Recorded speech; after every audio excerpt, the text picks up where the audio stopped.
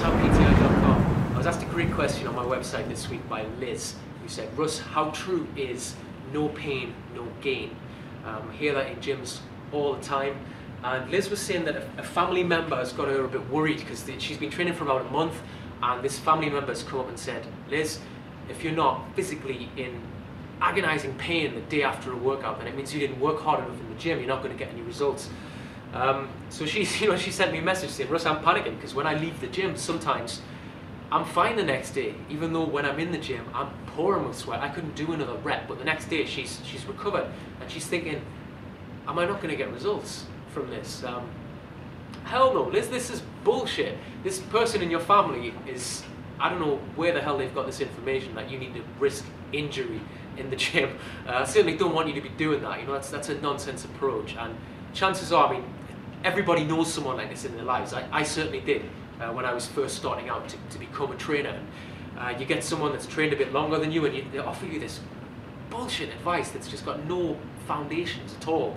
And this is one of them. No pain, no gain has been taken out of context by people, particularly in gyms. All it means, no pain, no gain, Liz, just means if you want those results, you're going to have to work hard to get them. All right? You're going to have to not, don't sit on your ass. It's not going to happen for you. And you already know that if you're working hard, which it sounds like you are. As long as you're going to your limits and you're not leaving, you're not holding back in the gym, you can't really do more than that, Liz.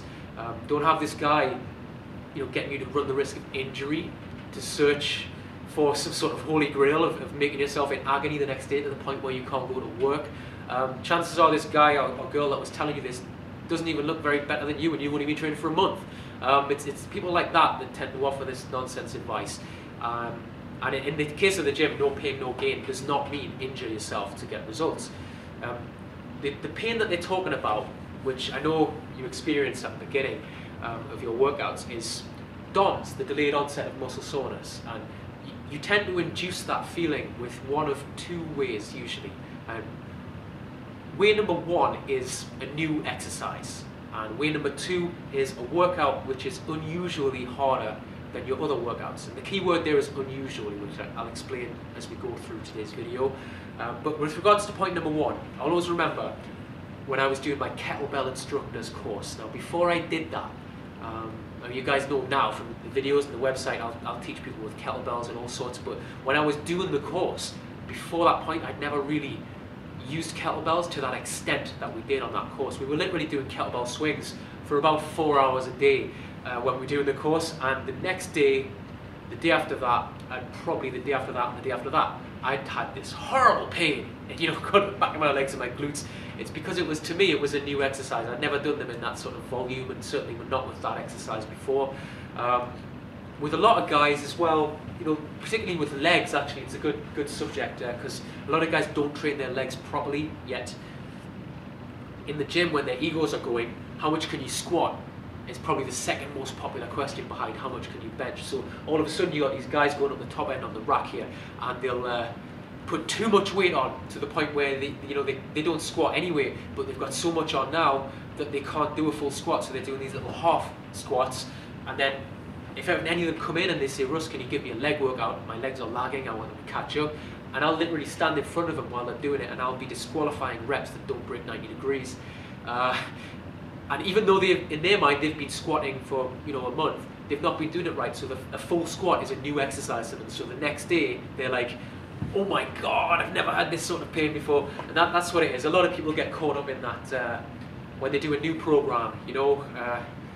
The first few days of a new program, they're like, oh my God, I've never felt pain like this. This program's awesome. And a lot of the time, it's just because you're doing new exercises. You're challenging your body in a way that you haven't done for months.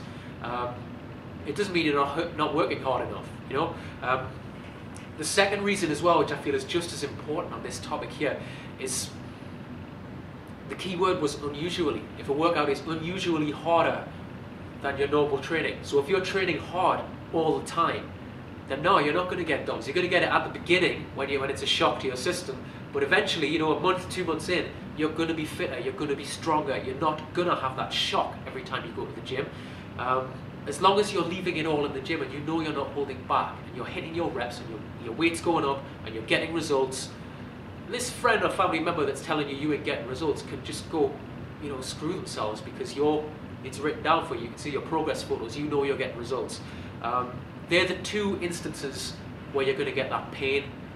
Usually it's legs, like I say, because a lot of guys don't train their legs properly or don't work hard enough, or they keep the exercises very basic, so that when they do change it, they get a sudden, it's the biggest muscle as well, so when it happens, it happens. It's a nightmare. You ever tried going upstairs after leg day? You ever tried going downstairs after leg day? That's where it's at for me. I hate that, going downstairs, getting in and out of a car. It's awful. But if you're not getting that pain, it does not mean that you're not going to get results. It's like I say, it's a natural reaction, and you're not going to get it every time. Just as long as you're working as hard as you can, ignore what these guys are saying to you. All right, let your results speak more than their nonsense comments. All right, chances are these guys aren't getting any results at all, and they're just taking out their frustrations on you to try and panic you a little bit. Anyway, guys, this set isn't going to do itself. I'll see you guys on the website. Thanks a lot. Hope today's video will help you. Bye.